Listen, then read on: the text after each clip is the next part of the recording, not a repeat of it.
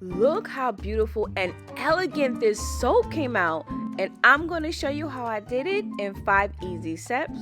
So let's get started.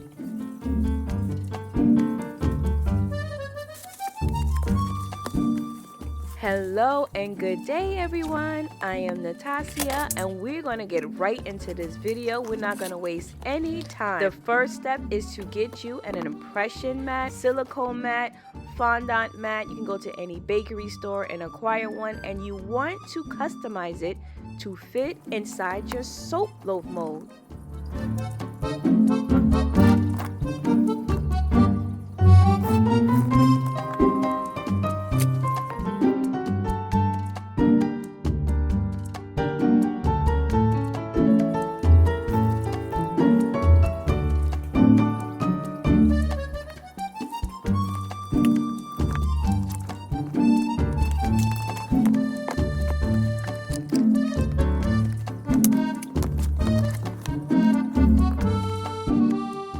Now guys, I'm pretty sure there's some fancy smancy calculation I can do to cut this perfect, but I'd rather cut it a little big and inch my way down to make sure it fits inside my mold.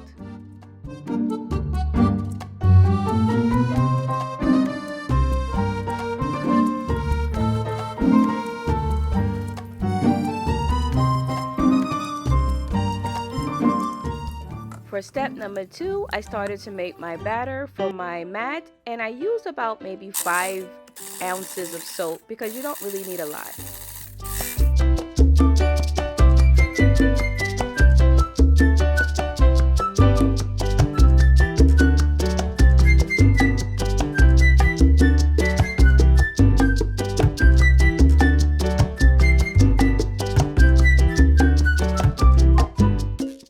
You guys, I didn't want to do a singular color for this mat. I wanted it to be a blend or fusion of colors, so I decided to take about 3 different colors, put them in different areas, and smooth them into these crevices. You definitely want to make sure you get in all the crevices and make a clean scrape after you're done.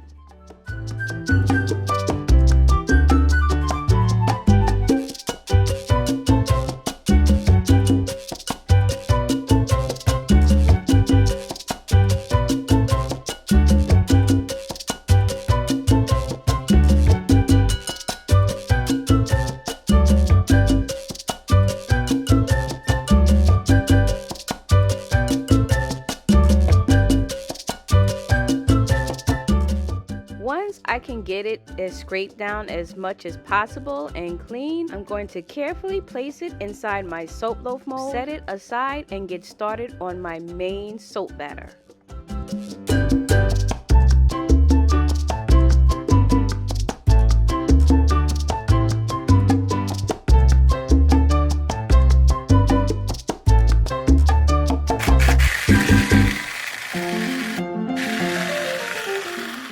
So you guys, I decided to add some interest to my soap, so I added some pieces of soap that I've already processed and put a little bit in to add like a confetti theme to the soap, and blended it together with my fragrance oil.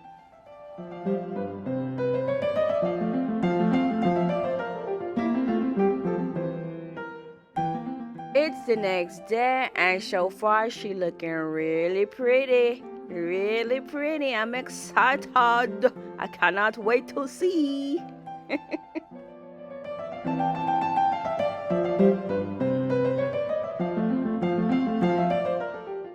Are you guys ready for the soap peel and unveiling?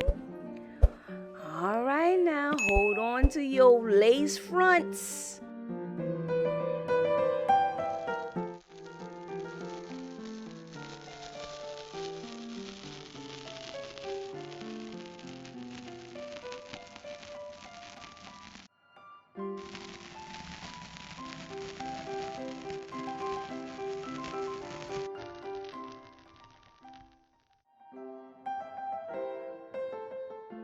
Oh my goodness, absolutely gorgeous and incredible. Look at how intricate the details of that mat came out in this soap. This is an elegant, beautiful soap, and I cannot wait to clean it up and cut it.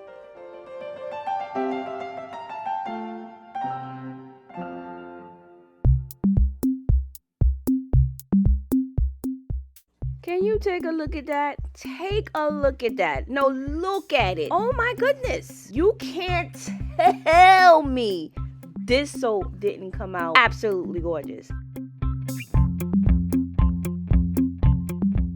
And look at batch number 2. Completely different from batch number 1, but still elegant. I mean, come on. What we doing over here? What we doing? We ain't doing no ordinary soap over here. Are you kidding me? Look at how beautiful this soap came out.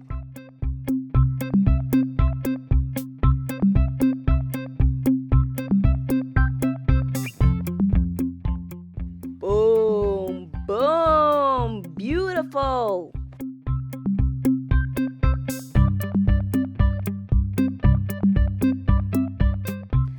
Now, I think I ordered my mat online, but I've seen them in Michael's craft store in the bacon section where you can get fondant mats or chocolate mold mats, things like that. They're not hard to find. They even have theme ones, so if you're not really good at making designs in your soap, but you really want to elevate your soap pattern and soap design, this is a beautiful way to do it. Guys, look at the color blend. Oh my goodness. And just in case you're wondering, yes, I'm using my youngest ruler. She don't know I'm using it, but she got her little hearts on it. You know, she's into hearts and unicorns.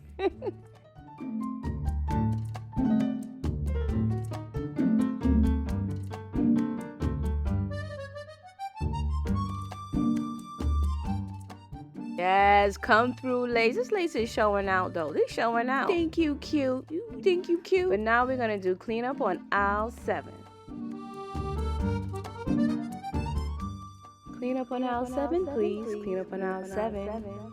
We don't know how to act because we lacing out over here. Please hurry. For those of you who are about to get angry at me because I cut off the sides, I'm like, no, don't cut off the sides. I'm sorry. I did not have the proper beveler to smooth out those edges, but I ain't mad at this either because I still think the soap came out incredible. But look how these soaps came out though. Look how they came out though. I don't know. This is like one of them soaps that you it's kind of too pretty to use kind of thing. Like if you actually do this design yourself, you have to tell me. You gotta email me. You gotta show me. I'm so interested. Protect your beautiful skin and your beautiful energy. Click on the next video, and I appreciate you guys so much, and I'll see you soon.